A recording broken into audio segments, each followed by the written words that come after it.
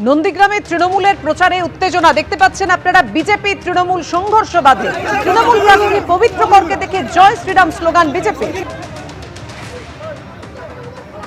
BJP কর্মীকে মারধর করা হয়েছে এমনই অভিযোগ।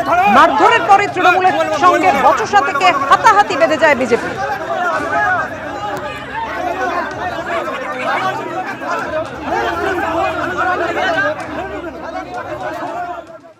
প্রশাসনিক রদবদল নিয়েও আক্রমণ শানিয়েছেন মমতা বন্দ্যোপাধ্যায়, যে সব অফিসারদের পাঠিয়ে দিয়েছে তামিলনাড়ুতে। নিশ্চয়ই কংগ্রেস এবং স্টালিনের সঙ্গে বোঝাপড়া আছে। কি দাবি করলেন মমতা বন্দ্যোপাধ্যায় দেখুন। সব বাংলার অফিসারদের বাদ দিয়ে দিয়েছেন, সব পাঠিয়ে দিয়েছেন তামিলনাড়ুতে। বাংলায় ল এন্ড অর্ডার যেন দেখে, সবাইকে পাঠিয়ে দিয়েছেন তামিলনাড়ুতে।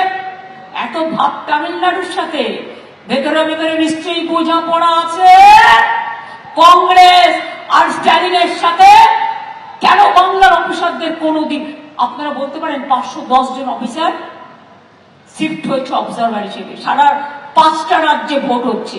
কি ভাবছেন বাংলার লোকেদের ভাব বাদ দিয়ে উত্তরপ্রদেশের বহিরাগতরা এসে ভোট করবে?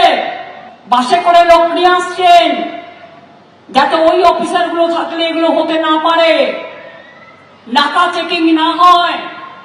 ডাক নিয়ে ঢুকছে ট্রেনে, টাকার বান্ডিল আসছে গভর্নমেন্টের ফ্লাইটে, গভর্নমেন্ট অফ ইন্ডিয়ার ফোর্সের ফ্লাইটে।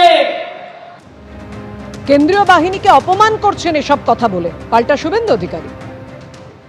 কেন্দ্রীয় আধা সামরিক বাহিনী যারা মাওবাদীদের বিরুদ্ধে লড়াই করছে, যারা এত বড় সীমান্তকে পাহারা দিচ্ছে, তাদেরকে অপমান করছেন এসব কথাবার্তা বলে।